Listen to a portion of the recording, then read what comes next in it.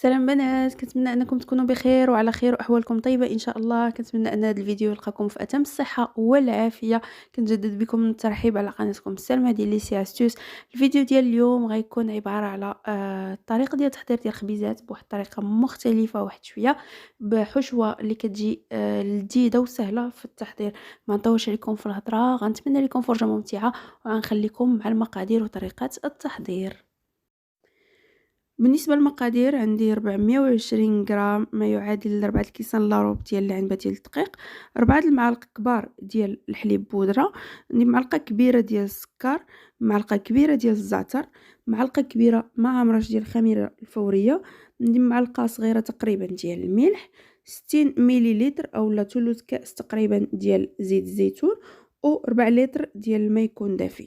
هنا كنجيب الاناء ديالي اللي غنخدم فيه، كندير فيه الماء دافي، السكر، الخميره والحليب بودره، وغادي نخلطهم مزيان بلا سباتول حتى يذوبوا مع بعضياتهم.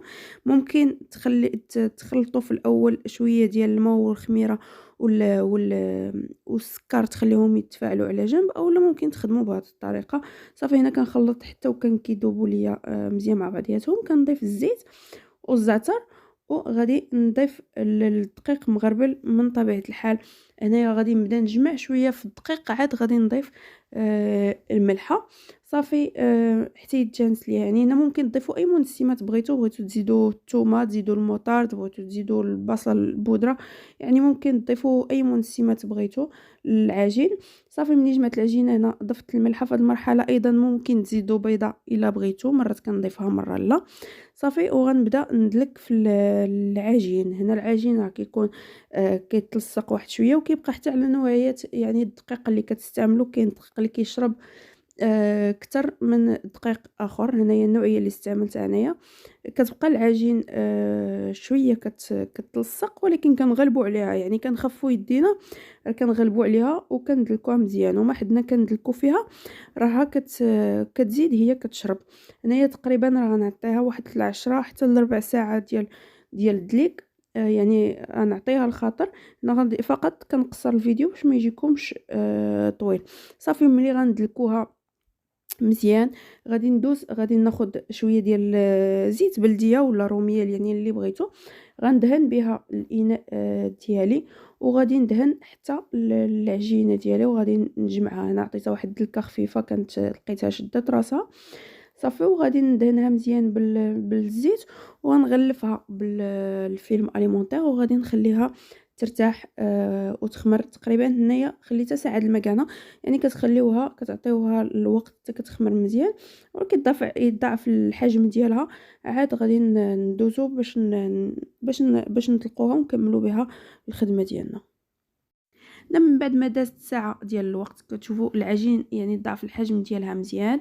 كنجيب كنخويها من الهواء اللي فيها، يعني كنجمعها وكنقطع القياس اللي غادي نطلق في هذيك اللحظه. صافي كنجيب هنايا الدقيق كنرشو على السطح العمل ديالي، وكنطلق العجينه بالدلاك. وغادي ندوز غادي غناخد السيركل ديالها، ولا غناخد الاطار اللي غادي نقطع به. يقدر يكون دائري، يقدر يكون مربع، يعني على حسب المتوفر وعلى حسب الرغبه. وحتى بالنسبه للقياس ممكن تستعملوا كبير او صغير كيف ما بغيتوا. كندوز هذاك السيركل في شويه ديال الدقيق باش ما يلصقش ليا على العجينه، وكنقطع الدوائر ديالي ونستفهم في اللاطه اللي كنكون فرشتها قبل ورق الطبخ. صافي وغنستمر بهذا العمل. يعني العجين اللي كتبقى ليا كنخليها ترتاح واحد شويه، كنغطيها بطبيعه الحال باش ما ديرش ديك القشره من الفوق، وكنعاود نطلقها حتى كنكمل الكميه اللي عندي. انا كندوز كنجيب شويه ديال زيت الزيتون، عندي اصفر بيضه وعندي الزرارع. كناخذ زيت الزيتون كندهن الوجه ديال هذوك الدوائر كاملين مزيان، وغادي ندوز غادي نطويهم على بعضياتهم. انا فاش نكون كنطويهم على بعضياتهم نحاول نضغط واحد شويه، لانهم مازالين غيدخلوا للفران، غادي يتنفخوا وغادي يتحلوا باش ما يتحلوش لكم بزاف كاملين. كتضغطوا عليهم واحد شويه. انا كندوز كندهن الوجه ديالهم بالاصفر البيض، ما كنضيف ليه حتى شي حاجه، ما كيطلقش الزفوره. ومن بعد كنرشهم بالزرارع. الزرارع هنا نستعمل الزنجلان والبافو، نتوما تستعملوا اللي بغيتو. من بعد غندخلهم يطيبوا في الفران اللي يكون مسخن من قبل على النار هادئه مده ديال تقريبا نصف ساعه. بالنسبة لمقادير الحشوة، عندي بصلة متوسطة مقطعة رقيق، حفنة كبيرة ديال الزيتون الأخضر مقطع دوائر، علبة كبيرة ديال الثوم مصفي من الزيت، زيت الزيتون، 2 معالق كبار ديال صلصة الطماطم.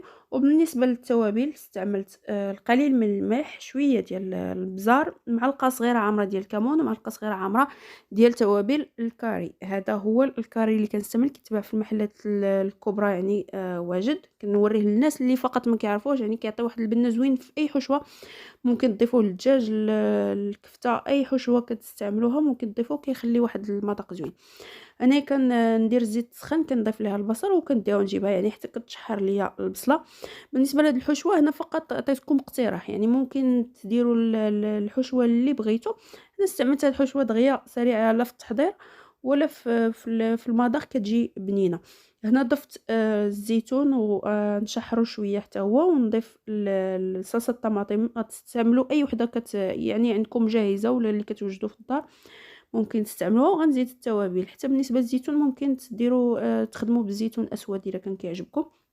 صافي هنايا حتى تجانس ليا جميع المقادير. غادي نضيف الطون كنضيفوه هو الاخير، يعني غير كنخلطوه مزيان مع الحشوه، ما تخليوش يسخن بزاف او يطيب بزاف، لانه كيطلق واحد اللسعه من بعد في الاكل خايبه، كيدير واحد المذاق زهير.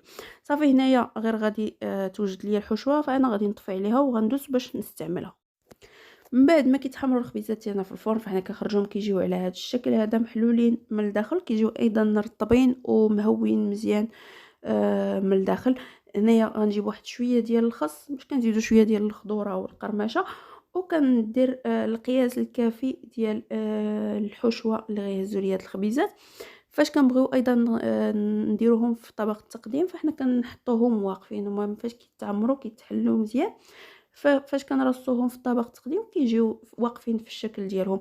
الا بغيتوا تحتفظوا مثلا بهاد الخبيزات في المجمد، ممكن انكم فاش تخرجوا لاطا تخليوها حتى وكتبرد مزيان، يعني كتديروا الخبيزه ديالكم في اكياس تجميد وتدخلوهم مجمد يجمدوا.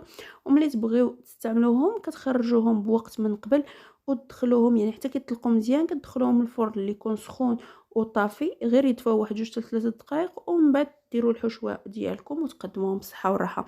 هذا هو الشكل النهائي ديال الوصفه ديالنا ديال اليوم. كنتمنى انكم تجربوها وتعجبكم وتردوا عليا في التعليق، علاش لا.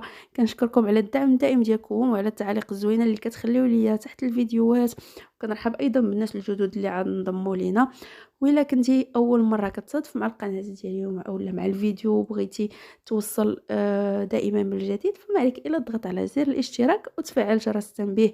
ملقانا ان شاء الله في فيديو مقبل. خليت لكم راحه البال ومع السلامه.